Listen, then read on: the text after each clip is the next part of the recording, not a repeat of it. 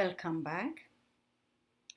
A word of caution. In natural language, biconditionals are implicit. That is, we expect certain sentences to be biconditional. For example, a parent might inform his or her child, if you complete your homework, then you may watch TV.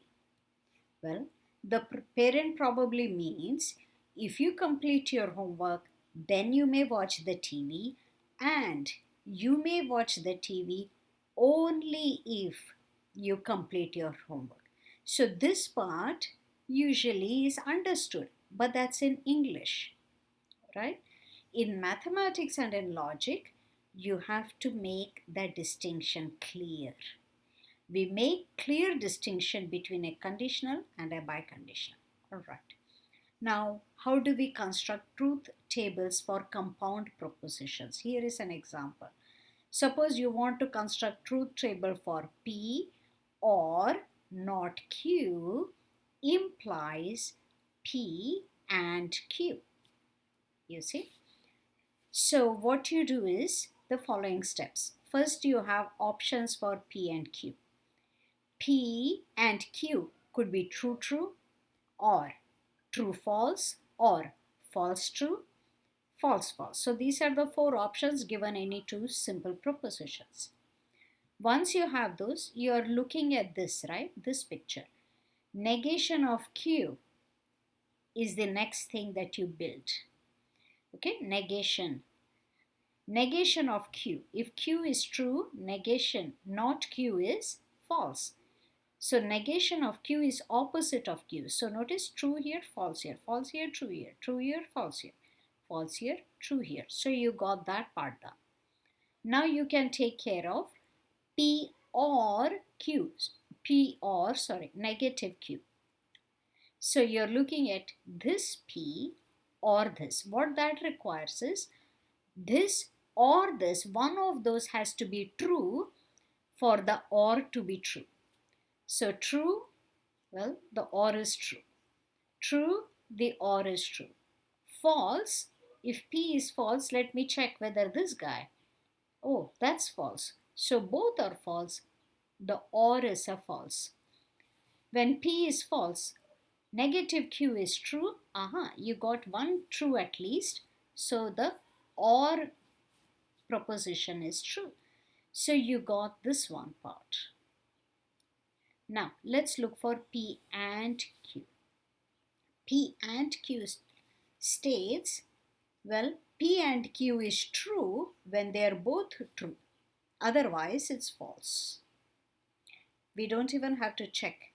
As long as both are true, you have a true statement here. Otherwise, you're simply false. Okay. So you got this piece and this piece. Now, what about the implication?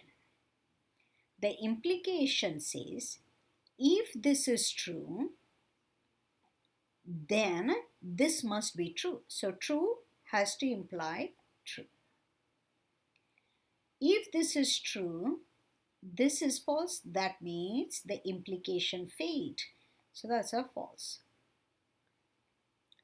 If this is false, well, the implication could be whatever. Okay, my hypothesis is false, the implication is true. If my hypothesis is true, the conclusion has to be true. If it is false, then I am false. So this is the truth table for this compound implication. So this is how you construct truth tables for compound propositions. Okay. So what did we see here? First, we saw precedence. Precedence means order of importance, right? Negation has the highest precedence. Wherever you see negation, that's the first thing you do. The next and or, they are equally important, but when in combination, you go for the and first, then or. And the last lowest in order of performance is implication and by implication. Okay, by implication is a combination of two implications. So that comes at the end. So using this example and these precedents, take some time and build truth tables for these two. Okay. Next, logic and bit operations. Computers represent information using bits. Bits means a bit is a binary digit. It's a short form for binary digit. It is a symbol with two possible values, either a 0 or a 1. Okay. The statistician John Tukey introduced this terminology in 1946. As is customary, 1 represents true value, 0 represents false value. A variable is called a Boolean variable if its value is either true or false. Consequently, a Boolean variable can be represented using a binary digit. Okay? So if your variable has value 1, it is true. If your variable has value 0, the value is false. The term Boolean is named after the English mathematician George Boole. He introduced what is now called Boolean algebra in mid-1800s. So, here are the bit operators: OR, AND, exclusive OR, XOR. 0, 0 represents false. 0 or 0 is 0. 0 and 0 is 0.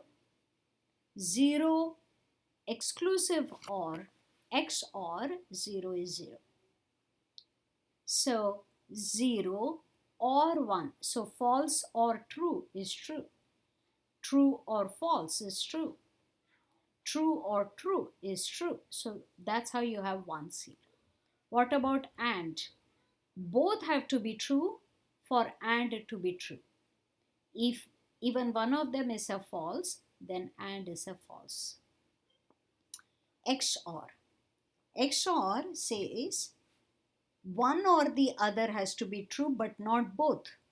So one or the other has to be true but not both. Okay. So you're false here, but true here. Okay. So remember, or is disjunction V, and conjunction. XOR is exclusive OR. Now, a bit string is a sequence of 0 or more bits. The length of the string is the number of bits in the string. For example, that's a string. Okay, you have 1, 2, 3, 4, 5, 6, 7, 8, 9, 10. 10 bits in the string. That's how you say. Typically, bit strings are split into blocks of 4 to make them easier to read. So 4, 4, and then whatever is more, right? So here is an example of using bit operations on two strings. So you have two strings. What is bitwise OR? So let's go to the table. OR. 0 or 1. So false or true is a true. 1 or 0 is a 1. It's true. 1 or 1. It's a true 1. 0. So you understand. Here is 0 or 0. False or false is a false. That's how you built a new bit string, which is a combination or combination of these two strings. Likewise, this string is the bitwise AND. AND is true when both are true. So you see, one that's a false, so you have AND is a false. False. That's a true, both are true. So you have a true. That's a true, both are true. So you have a true. So in the AND string, you are going through each binary digit, okay, for each of the strings. Likewise, XOR. XOR is exclusive OR. or one or the other has to be true but not both. So that's good, that's a true, that's good, that's a true, but they are both true, so that's a false. They are both false, that's a false. All right. So using this example, and if you need, use this table, find the bitwise or bitwise and bitwise XOR for these two strings. Likewise for these two strings. And that completes lecture 1. Next videos will cover lecture 2. Okay?